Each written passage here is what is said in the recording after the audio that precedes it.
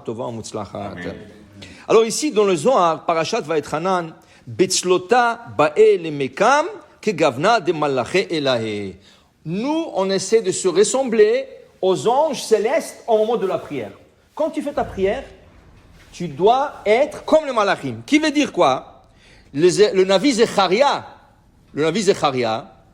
il dit, Venatati lechama alechim ben ha'omdim haele. Hachem, il dit à Zecharia, je te donnerai une place parmi ceux qui sont debout. De qui il parle Hachem à Zecharia? De qui il parle? Des anges. Un malach ne s'assoit pas. Un malach ne peut jamais s'asseoir. Okay?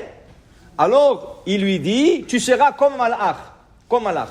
De là, on comprend, si on doit se ressembler au malach, qu'est-ce qu'on doit faire? On doit faire la prière debout. C'est pour ça qu'on fait la Hamida debout. La Hamida, on met comme malach. Malach omet, kachatzirasot Hamida, ba'amida. Il dit ici, c'est pour ça que ça s'appelle aussi, comment on l'appelle? On l'appelle la Hamida. Ça s'appelle en vrai Teshmona Israël. Mais comment on dit? Je vais faire la Hamida. Hamida, c'est la Hamod. C'est debout. Pourquoi il faut se ressembler au Malachim? Et après, il dit ici, quand une personne, elle fait sa Hamida, Kol inun milin de apik barnash mipoume baït lota, tout le mot qui sort de la bouche de la personne au moment de la prière de la Hamida, kullehu salkan le'ela, tout le mot monte au ciel. Et il dit ici, et ubakan avirin urkiin, il y a plein de sphères, il y a plein de cieux, il y a plein de niveaux que la prière doit traverser avant d'arriver à Kosh Baruch Hu. Okay? Le problème est, dans la route, il y a beaucoup d'anges. Qu'est-ce qu'ils font? Ils font du filtrage. Chaque mot que tu as vu sans kavana, ils ont dit non, ce mot-là, on ne peut pas le monter chez Kosh Baruch Hu. Ils le mettent de côté. Alors qu'est-ce qui monte? Rien que le mot avec kavana. Alors de la Hamida, filtrage. Oh, espérons qu'une prière rentre en moi dans le ciel. Mais ces prières-là ne sont pas rejetées. Elles ne sont pas rejetées. Elles sont gardées. On le garde.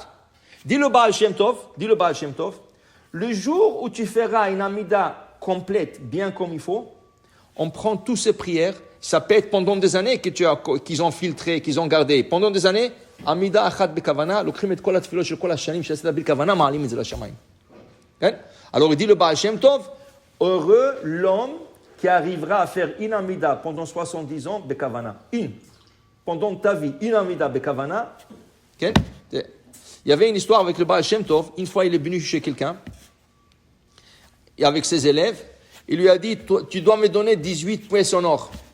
Le gars était pauvre, il n'avait rien. Il a dit, je n'ai pas Rabbi. Il dit, moi, je ne sors pas de ta maison jusqu'à ce que tu me donnes 18 pièces en or. Il dit, Rabbi, il dit, je ne sors pas de chez toi jusqu'à ce que tu m'emmènes l'argent. Les élèves se regardent, ils disent, qu'est-ce qu'il veut de lui? Le pauvre, il n'a rien. Il voyait la maison, il y avait à peine une chaise, une table. L'autre, le pauvre, voyait que le Baal Shem Tov ne bouge pas. Il est parti emprunter de l'argent. Ce n'était pas suffisant. Il est parti vendre le meuble de la maison. Il a vendu ses coussins. Il a vendu le couverture.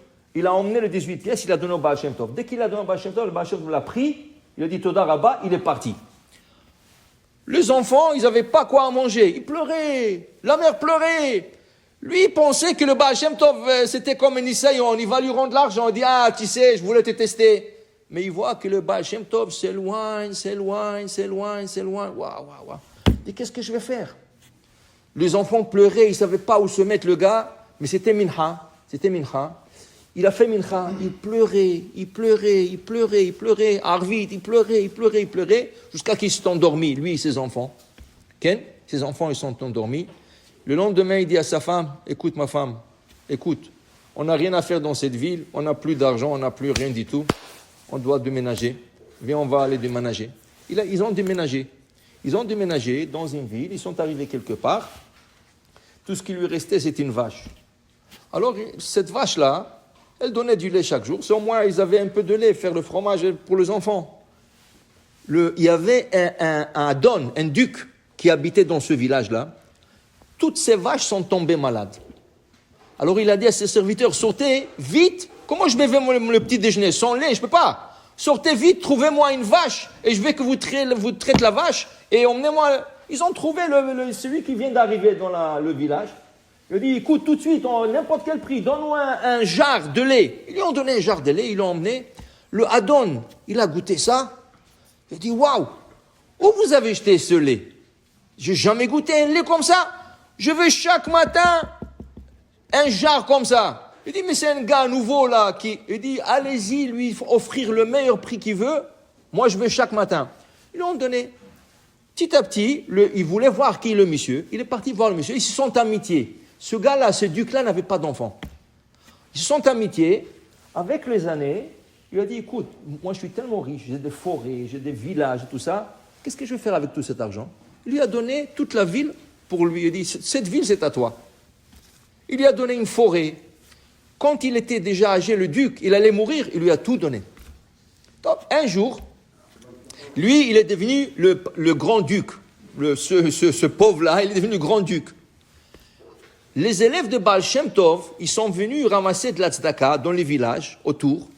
Et quelqu'un leur a dit, vous savez, aujourd'hui, ils vont titrer le nouveau duc de la ville. Il est juif.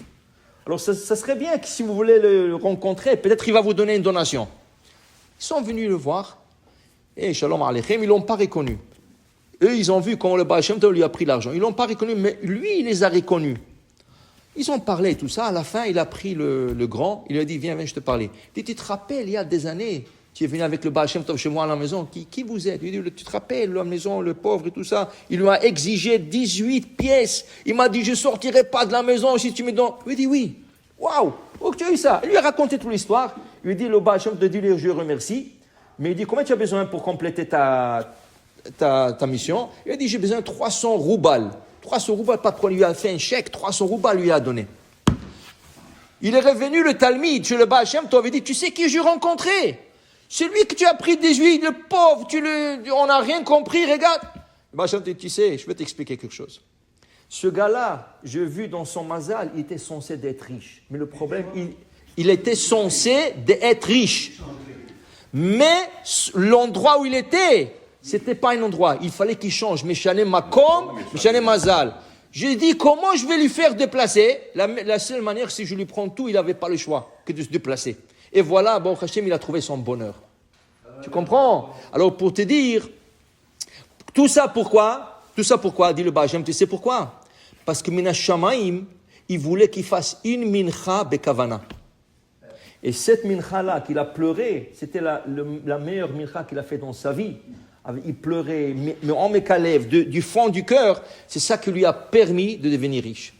Pour te dire, si on fait la prière bekavana, quand la prière elle monte, il y a des triages, mais une prière bekavana, Akadosh Baruch Hu écoute toutes les prières que tu as fait pendant des années. Baruch Adonai Le'olam, Amen ve Amen.